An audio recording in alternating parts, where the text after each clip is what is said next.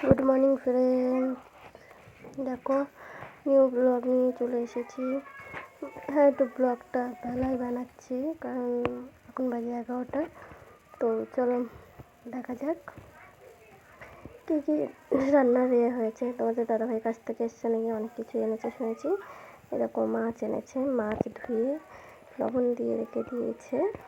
এখানে আছে মাছের তেল, আর আমি বাড়ি এসে এখানে পেঁয়াজ কেটেছি মাছের তেলের জন্য, এখানে বেগুন কেটেছি, এখানে ডাঁটা কেটে রেখেছি, আলু মাছের ঝোল হবে তাইতে ডাঁটাগুলো কেটেছি, আলু কোনো কাটা হয়নি, আলুটা রয়েছে যার জন্যে। চলো এরকম আলু টান 3টে আলু নিয়ে নিলাম। আলু নিয়ে এখন কাটাকুটি হবে, ঠিক আছে। আর এদিকে দেখছো পচাপুচি, মানে আমার ছেলে মেয়ে দুটোই ঘুমাচ্ছে।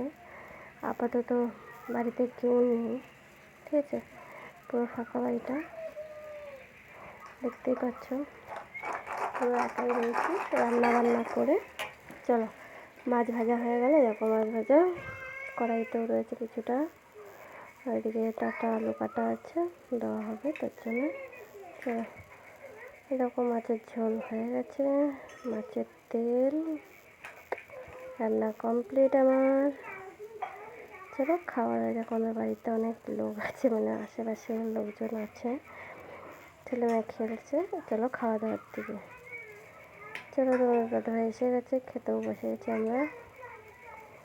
আমি মাছের তেল দিয়ে অনেকটাই ভাত খেয়ে নিয়েছি, তোমাদের দাদাভাইও মাছের তেল দিয়ে খেয়েছে, আর ভাত নেবে তাই ভাত দেবো ওকে। আর আমার শ্বশুরও খেতে বসে গেছে, মেয়ে খেতে বসেছে। কেমন লাগবে?